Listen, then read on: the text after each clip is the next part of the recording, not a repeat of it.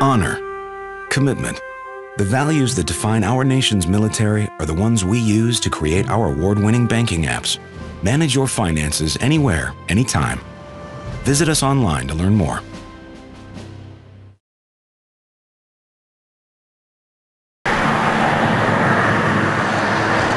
A mystery haunts the grounds of this now defunct reform school for boys in the Florida panhandle town of Marianna, involving teenage boys sent here decades ago, some never seen again.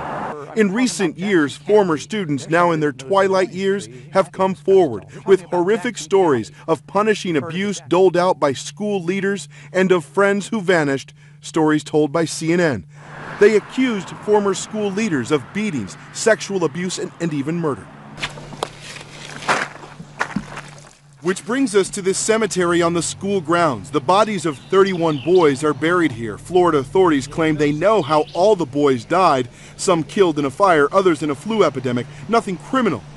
But new research shows other bodies could be buried in this area too, and dozens of former students and families say that's proof of a more sinister story hidden in these woods.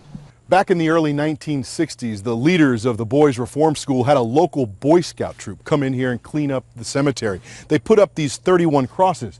But now a team of anthropologists over the last year has been going through all of this area, cleared out all of the woods around here, and they're finding the possibility of many more grave shafts, which is only leading to the mystery of what happened here in Marianna. Untangling the story may be lost to time. The school closed last year. These events happened from the 1940s to 1960s. Most of the school leaders from then have died. But a research project led by University of South Florida anthropologist Aaron Kimmerly turned up evidence of additional grave sites during months of searching the school grounds. Kimmerly says as many as 18 more bodies could be buried here, and that the research team believes a second cemetery could be hidden on the school grounds. We've got something right there. We've found burials within the current marked cemetery, and then we've found burials that extend beyond that. Kimmerly has traveled the world investigating war crimes for the United Nations, searching for mass graves in places like Yugoslavia and Peru. Have you done just this area, or has all of it? Her team used high-tech equipment to scan into the ground. All the red you see suggests the location of possible grave sites, but we won't know for sure unless exhumations are ordered. Florida state officials won't comment until they can review Kimmerly's findings. These are children who came here and died for one reason or another, and quite literally have just been lost in the woods. And it's about restoring dignity and helping, if not putting a name to them, at least marking them and acknowledging that they're here. The anthropologists also studied historic documents and public records and discovered a disturbing discrepancy: boys unaccounted for. This was long about the last pictures we had of him. Ovell Krell's brother was sent here in 1940. She says Owen Smith dreamed of playing guitar at the Grand Ole Opry in Nashville.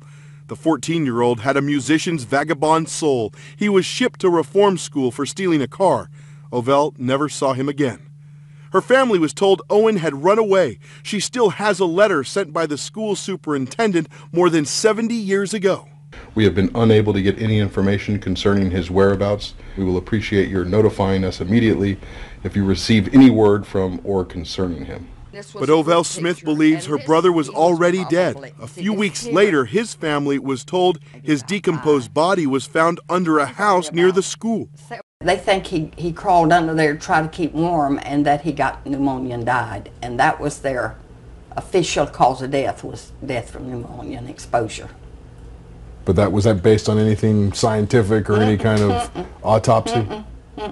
Ovell says another student told them a far different story. But he looked back, and my brother was running out across a field, an open field, and there was 3 men shooting at him with rifles.